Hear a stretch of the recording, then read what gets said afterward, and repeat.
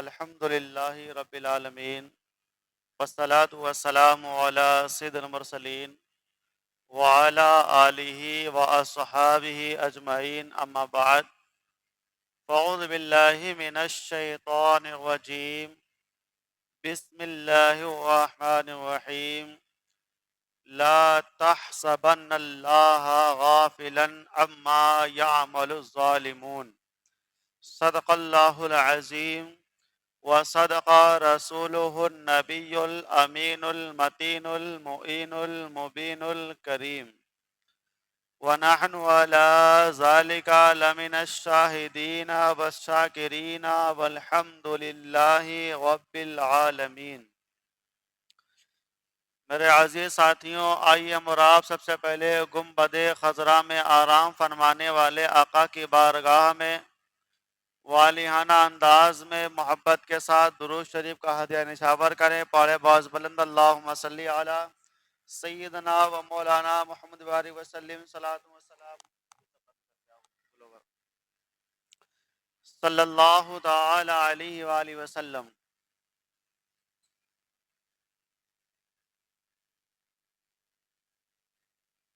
میرے رضا امام عشق و محبت الشاہ امام احمد رضا خان فاضل بریلوی علیہ رحمت الرضوان ارشاد فرماتے ہیں، کیا بات رضا اس چمنستان کرم کی، کیا بات رضا اس چمنستان کرم کی، زہرا ہے کلی جس میں حسین اور حسن پھول،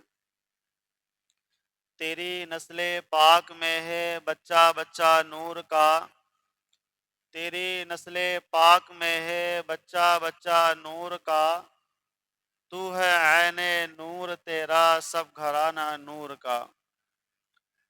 اور شاعر نے بڑے بہترین لب و لہجے میں ارشاد فرمایا، قتل حسین اصل میں مرغ یزید ہے، قتل حسین اصل میں مرغ یزید ہے، اسلام زندہ ہوتا ہے ہر کربلا کے بعد۔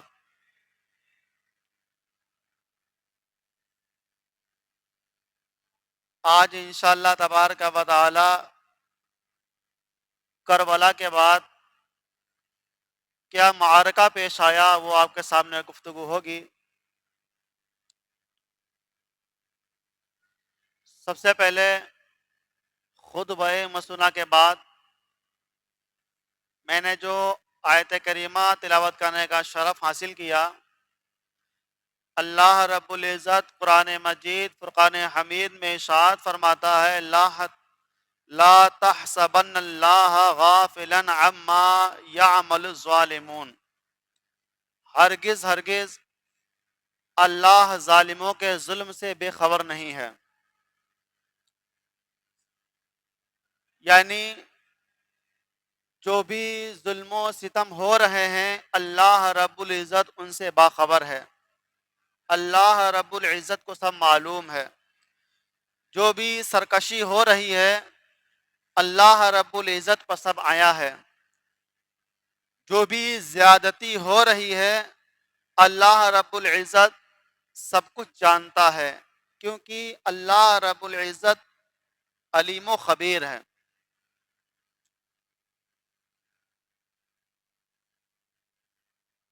کربلا کے میدان میں یزیدیوں نے جو ظلم و ستم ڈھایا، وہ ظلم و ستم بیان کرنے کی بات آتی ہے تو جسم کے رونگٹے کھڑے ہو جاتے ہیں۔ کس طرح خون ریزی کی، کس طرح اہل بیت اطہار کو ستایا گیا، کس طرح اہل بیت اطہار پر ظلم و زیادتی و ستم کیے گئے، اس کو بیان کرنے کے لیے ایک بڑا جگر چاہیے، کیونکہ جو مسلمانوں کا قلب ہے، مسلمانوں کا دل ہے، مسلمانوں کا جگر ہے، جب کربلا کی بات یا کربلا کے بعد کی بات جب بتاتے ہیں تو ان کی آنکھیں اور ان کے دل و جگر رنج و غم میں ڈوب جایا کرتے ہیں۔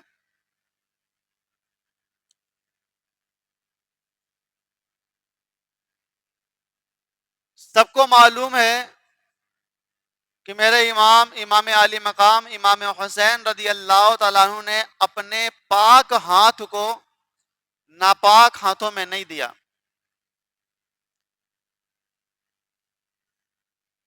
بیعت قبول نہیں کی،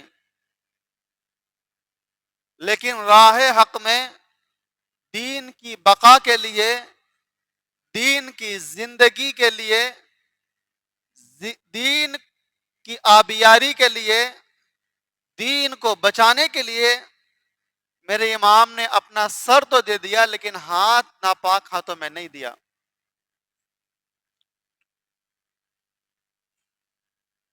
جب کربلا میں سیدنا امام علی مقام امام حسین رضی اللہ تعالیٰ عنہ شہید کیے گئے، آپ کے رفقا، آپ کے ساتھی، اہل بیت اطہار و 72 نفوس قدسیہ نے جب جام شہادت کو نوش فرمایا تو اس وقت جو ابن سعد تھا اس نے اہل بیت اطہار میں جو افراد باقی تھے، اہل بیت اطہار کی پاک دامن عورتیں اور سیدنا امام زین العابدین و دیگر اور احباب جو وہاں موجود رہے، ان کے ہاتھوں میں ہتھکڑیاں، پیروں میں بیڑیاں ڈال کر کے ان کو گرفتار کیا گیا۔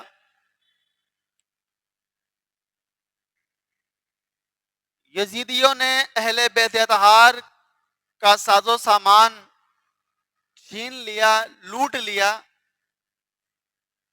اور اہل بیت اطہار کے خیمے میں آگ لگا دی۔ یہاں تک کہ ظالموں نے جو کرب و بلا میں شہید ہوئے تھے ان کے سروں کو نیزوں کی نوک پر لے کر کے کربلا سے کوفے کی طرف نکلے، اور جو ان کے جسم تھے،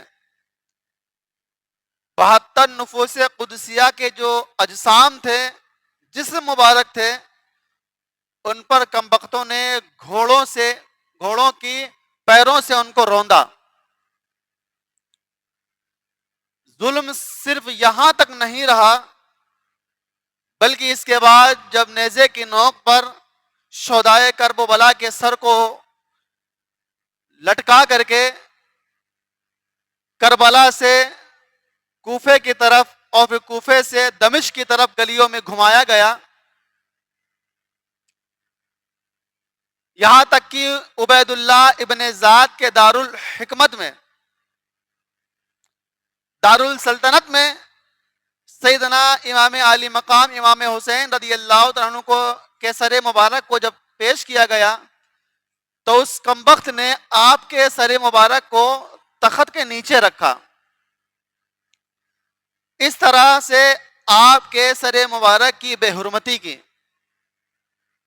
یہاں تک کہ روایتوں میں آتا ہے کہ اپنی ایک چھڑی سے سیدنا امام علی مقام کے لبہائے مبارک کو وہ بار بار چھو رہا تھا،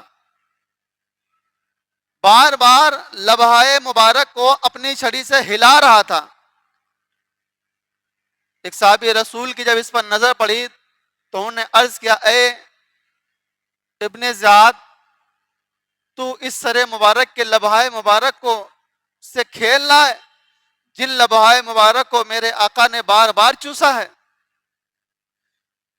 تو اس چہرے سے کھیل رہا ہے، اس لبوں سے کھیل رہا ہے جس لب کے اندر، جس دہن مبارک میں پیارے آقا صلی اللہ تعالی علیہ وسلم کا لعابی مبارک پہنچا ہے، تجھے اتنی غیرت نہیں آتی، تجھے اتنی شرم نہیں آتی کہ تو اس نبی کے نواسے کے چہرے کے ساتھ کھیل رہا ہے، لبہائے مبارک کی ڈنڈیوں سے کھیل رہا ہے، چھڑی سے ہلا رہا ہے۔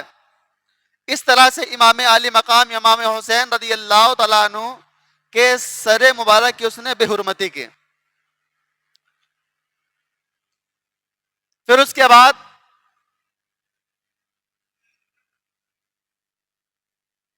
امام زین العابدین و دیگر اہل بیت اطہار کا بچا ہوا لٹا ہوا قافلہ مدینۃ المنورہ کی طرف روانہ کیا گیا۔ تو کتابوں میں لکھا ہے سیدنا امام حسین رضی اللہ تعالی عنہ کے سر مبارک کو مدینہ میں مدفون کیا گیا، جنت البقیع میں۔ ایک روایت میں ہے کہ آپ کی امی جان خاتون جنت فاطمۃ الزہرا رضی اللہ تعالی عنہا کے پہلو میں دفن کیا گیا ہے۔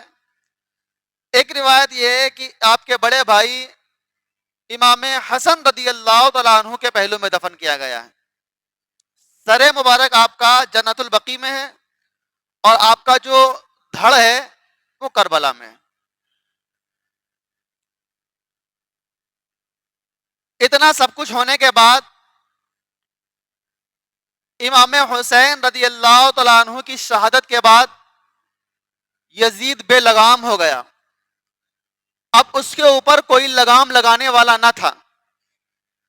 اتنا بے لگام ہوا، اتنا بے لگام ہوا کہ اس نے شراب کو عام کر دیا، زنا کو عام کر دیا، سود خوری کو عام کر دیا، دیگر ناجائز و حرام کام کو وہ عام کرتا چلا جا رہا تھا، اور ساتھ ہی ساتھ نماز روزہ حج و زکوٰۃ کی بے حرمتی کی جا رہی تھی، ان کو وقت پر ادا نہیں کیا جا رہا تھا۔ اس طریقے سے وہ دین اسلام میں تبدیلیاں پیدا کرنے لگا، اور صرف دین اسلام میں تبدیلیاں کرنے سے اس کا دل نہیں بھرا۔ کربلا کا واقعہ 10 محرم الحرام شریف اور 61 ہجری میں پیش آیا تھا، لیکن 61 ہجری میں پیش آیا تھا، 63 ہجری میں یزید کا ظلم و ستم اتنا بڑھا، اتنا اس نے زیادتی لوگوں پر کی کہ ایک قافلہ مسلم بن عقبہ کی سبع سالاری میں مدینہ پر بھیجا، اور یہ 12,000 یا 14,000 سپاہیوں کا لشکر تھا۔ 12,000 یا 20,000 سپاہیوں کا لشکر تھا، اور مسلم بن عقبہ جو خبیث تھا، بدبخت تھا، اس کو حکم دیا کہ جاؤ مدینہ پر حملہ کرو جا کر کے۔ کربلا میں تو سب کچھ اس نے لوٹ لیا، امام حسین کا سر بھی لے لیا، چھوٹے چھوٹے بچے اونو محمد علی اصغر، جوان بیٹے امام قاسم، امام علی اکبر، عباس علم بردار، دیگر 72 نفوس قدسیہ کی جانیں قربان کر لی اس نے۔ انہوں نے جام شہادت نوش کر لیا، لیکن پھر بھی اس کا دل نہیں بھرا بھی ظلم و زیادتی کرنے سے۔ سن 63 ہجری میں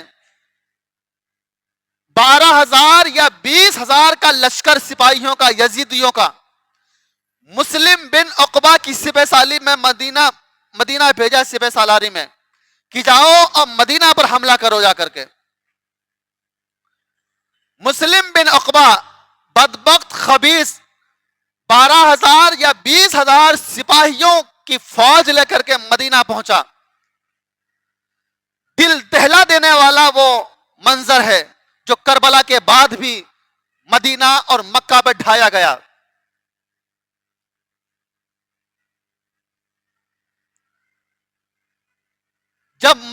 جب مدینۃ المنورہ پر ان یزیدیوں نے حملہ کیا نا، تو 1 2 3 4 5 10 نہیں، 700 صحابہ کرام کو شہید کیا۔ کتنے؟ 700 صحابہ کرام کو شہید کیا، اور اس کے علاوہ 1000 سے زیادہ مسلمانوں کو شہید کیا. یعنی تابعین سمجھ لیجیے آپ. تو 700 وہ 1000 سے زیادہ، یہ یعنی 1700 سے زیادہ لوگوں کو شہید کر دیا. یہی وہ قافلہ تھا جس نے مسجد نبوی کی بے حرمتی کی. اتنا ڈر اور خوف یزیدیوں کا بٹھایا گیا کہ زمانہ جانتا ہے کہ مسجد نبوی میں انہوں نے اپنے گھوڑے تک باندھے تھے. مسجد نبوی میں نماز پڑھنے آنے کے لیے تیار نہ ہوتے تھے لوگ، ڈر اور خوف کی وجہ سے کہ وہاں جائیں گے تو شہید کر دیے جائیں گے، وہاں پہنچیں گے تو سر مبارک کو تن سے جدا کر دیا جائے گا. یہاں تک کہ ان کے جانور، جو قافلے کے جانور تھے، انہوں نے بولو براز مسجد نبوی میں کیا. اس طریقے سے مسجد نبوی کی بے حرمتی کی. وہ مسجد نبوی جس کو تیار کرنے میں میرے آقا صلی اللہ تعالی علیہ وسلم نے اپنا سب کچھ قربان کر دیا، جس کو بنانے کے لیے تمام صحابہ کرام نے اپنا دل و جان اور طاقت و ہمت و پیسہ مال و دولت سب کچھ اس میں لگا دیا. یہاں تک کہ 2 صحابی رسول حضرت سہل اور حضرت سہیل دونوں نے اپنی مکمل زمین حضور کی خدمت میں پیش کر دی کہ اس پر مسجد نبوی قائم کر دی جائے. وہ مسجد نبوی اتنی بے حرمتی اس کی گئی.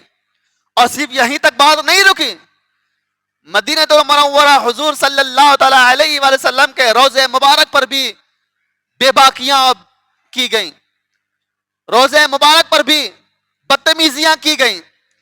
یہاں تک کہ اس وقت پاک دامن عورتوں کے ساتھ کھیڑواڑ کیا گیا، ان کے ساتھ بدتمیزیاں کی گئیں. ایسی ان پاک عورتوں کے ساتھ بدتمیزیاں کی گئی نا، زبان پر اگر ان باتوں کو لایا جاتا ہے تو جسم کے رونگٹے کھڑے ہو جاتے ہیں، جسم پر کپکپی طاری ہو جاتی ہے. کس طرح کربلا کے منظر ہونے کے بعد بھی ان یزیدیوں نے مدینہ المنورہ پر حملہ کیا اور وہاں ظلم و زیادتی کے قہر ڈھائے. اور صرف مدینہ منورہ میں ہی ان کی یہ حملہ واری نہیں رکی، کچھ دنوں کے بعد یہ مکہ المکرمہ بھی پہنچے. وہ حرم محترم، وہ حرم پاک جس کی عزت اور عظمت سارے مسلمانوں کے سروں آنکھوں پر ہوا کرتی ہے. لیکن وہ کیسے اپنے آپ کو مسلمان کہلانے والے تھے، وہ کیسے حضور کا کلمہ پڑھنے والے تھے، وہ کیسے حضور سے تعلق رکھنے والے تھے. کم بختوں نے مکہ مکرمہ میں پہنچ کر کے خانہ کعبہ پر حملہ کیا، یہاں تک کہ وہاں کے مسلمانوں پر بھی ظلم و ستم ڈھایا، وہاں کے مسلمانوں پر بھی اتیاچار کیا. اور بات صرف یہی نہیں رکی، ان کم بختوں نے کعبۃ المکرمہ میں آگ لگا دی. ایسی آگ لگائی کہ کعبہ معظمہ کا غلاف جل گیا. کافی عرصے تک کعبۃ المعظمہ بغیر غلاف کے رہا. اور حضرت اسماعیل علی نبینا علیہ السلام کی قربانی کا جب واقعہ ہوا تھا نا، تو آپ کے فدیہ میں جو دمبا ذبح کیا گیا تھا اس کا ایک سینگ کا ٹکڑا تھا، وہ کعبۃ المعظمہ میں رکھا ہوا تھا. اور دیگر انبیاء کرام کے تبرکات رکھے ہوئے تھے، سارے کے سارے اس آگ لگنے کی وجہ سے جل گئے.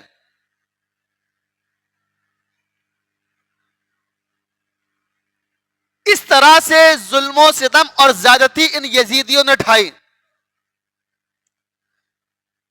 کربلا کا خونی منظر کرنے کے بعد مدینہ المنورہ میں شدید حملہ کرنے کے بعد کعبۃ المعظمہ میں بھی حملہ کیا. یہاں تک کہ یزید ناپاک پلید مردود فرعون 3 سال 7 مہینے کی خلافت بادشاہت کا وقت گزار کر کے وہ دنیا سے گیا. طرح طرح کی بیماری اس کے اندر لگ گئی، ایسی ایسی بیماری اس کے اندر ہوئی کہ جو لا علاج بیماری ہو گئی۔ اپنے وقت کا بادشاہ تھا، نہ جانے کتنے حکیموں کو دکھایا، ڈاکٹروں کو دکھایا، نہ جانے کتنی دوائیاں اور علاج کی، جڑی بوٹی کی، لیکن وہ ایسے مرض اسے اللہ رب العزت لاحق کر دیے کہ وہ مرض کسی بھی دوا سے اس کو شفا نہیں ملی۔ 15 ربیع الاول شریف سن 64 ہجری میں وہ مر گیا، اور وہ جب مرا تھا نا، وہ اسی دن وہ مرا تھا اسی دن جس دن کعبۃ المعظمہ میں آگ لگائی گئی تھی۔ جب ان یزیدیوں کی فوج کو پتا چلا کہ میرا سالار، میرا بادشاہ یزید مر چکا ہے، تو وہ بوکھلا گئے کہ اب کس طرح سے میری نگہبانی کی جائے گی، اب کون میری دیکھ بھال کرے گا۔ جب یہ بات زمانے میں مشہور ہوئی کہ ہاں یزید پلید مر گیا، چلا گیا دنیا سے، تو یہ جو یزیدیوں کی فوج تھی یہ تتر بتر ہونے لگی، ادھر ادھر بھاگنے لگی، کوئی کہیں بھاگنے لگا، کوئی کہیں بھاگنے لگا، کوئی کہیں بھاگنے لگا۔ حضرت عبداللہ بن زبیر تمام مسلمانوں کے ساتھ مل کر کے حرم مبارک میں چاروں طرف سے ان یزیدیوں کو گھیر لیا، اور ان یزیدیوں کو گھیرنے کے بعد اس طریقے سے حضرت عبداللہ بن زبیر اور دیگر مسلمانوں نے مل کر انہیں بھی قتل کیا، انہیں بھی مار ڈالا۔ اس طریقے سے یزید بھی مٹا اور یزیدی لوگ بھی مٹ گئے، اور پھر وہ ایسے مٹے کہ آج تک دنیا میں کوئی یزیدی دکھتا ہی نہیں ہے۔ ہر علاقے میں، ہر بستی میں، ہر قریہ میں، ہر شہر میں، ہر ملک میں، ہر دیش میں، ہر صوبے میں صرف حسنی حسینی نظر آتے ہیں، صرف حسنی حسینی ہمیں دکھائی دیتے ہیں۔ تو اس سے صاف آپ اندازہ لگا سکتے ہیں، کربلا پر اتنا ظلم و ستم کرنے کے بعد، مکہ المکرمہ میں اتنا ظلم ڈھانے کے بعد، مدینہ المنورہ میں ظلم و ستم ڈھانے کے بعد، سب کچھ ہونے کے بعد بھی اللہ رب العزت نے یزیدی اور یزیدیوں کو اس طرح ہلاک و برباد کر دیا، اس طرح ان کو موت عطا کی کہ دنیا سے وہ بھی مٹ گئے، ان کا نام بھی مٹ گیا۔ لیکن قربان جاؤ حسین کی ذات پر، قربان جاؤ 72 نفوس قدسیہ کی ذات پر، انہوں نے جام شہادت جو پیا، آج بھی دنیا سنیت اور حسنی حسینی اور 72 جانثار دیگر شہدائے کرام کو یاد کرتی چلی آئی ہے، اور قیامت تک ان نفوس قدسیہ کو یاد کرتی چلی جائے گی۔ لیکن میرے عزیزوں، میرے پیاروں، اس طرح ظلم و ستم ڈھانے کے بعد، اس طرح تکلیفیں سہنے کے بعد، اس طرح اپنی جانوں کو راہ خدا میں قربان کرنے کے بعد اسلام کو بچایا گیا ہے، مصطفیٰ کی شریعت کو بچایا گیا ہے، مصطفیٰ کے دین کے پرچم کو بچایا گیا ہے۔ تو جب ان نفوس قدسیہ نے، ان بزرگوں نے، ان صحابہ نے اپنی جانیں قربان کر دی، حضور کی شریعت پر آنچ نہ آنے پائے، تو ہم اور آپ کم سے کم اتنا تو کر سکتے ہیں کہ حضور کی شریعت میں بگاڑ نہ پیدا کریں۔ ہم اتنا تو کر سکتے ہیں کہ حضور کی شریعت میں کوئی بدلاؤ نہ ہونے دیں۔ لیکن افسوس صد افسوس، ہم اپنے آپ کو حسنی حسینی کہلانے والے، ہم اپنے آپ کو حضور صلی اللہ تعالی علیہ وسلم کا سچا عاشق اور سچا امتی کہلانے والے، خود ہی اسلام میں جو چیزیں منع ہیں، اسلام میں جو چیزیں غلط ہیں، ہم دھڑلے کے ساتھ مجمع میں سینہ ٹھوک کر کے ان کام کو کرتے ہوئے نظر آتے ہیں۔ بتاؤ کہ یہ کام کرنے سے امام حسن یا امام حسین یا 72 نفوس قدسیہ یا حضور صلی اللہ علیہ وسلم خوش ہوتے ہوں گے؟ ذرہ برابر بھی نہیں۔ جو جائز اور حلال کام ہے، اگر آپ وہ کریں گے، ان کاموں کی کرنے کی وجہ سے حسن حسین اور دیگر نفوس قدسیہ اور پیارے آقا کی بھی روح خوش ہوگی، اور اگر ہم غلط کام کریں گے تو اس سے ان شہداء کرام کی ارواح کو تکلیف اور ٹھیس پہنچے گی. تو میرے عزیزوں، کربلا کا پیغام ہم سب کے لیے عام ہے. یوں تو کربلا میں شریعت اسلامیہ کو بچا کر کے شریعت کے سارے احکام کو بلند کیا جا رہا ہے، شریعت کے سارے احکامین پر عمل کرنے کا حکم کیا جا رہا ہے، شریعت پر عمل کرنے کا درس دیا جا رہا ہے. لیکن عموماً جو خاص درس ہیں وہ دو ہیں جو خاص ہیں. ایک یہ کہ نماز کی پابندی ہر حال میں لازم و ضروری ہے، آپ سب جانتے ہیں. اور دوسرا یہ پردے کا بھی ہر حال میں بے حد لازم اور ضروری ہے کہ پردے کا اہتمام کیا جائے.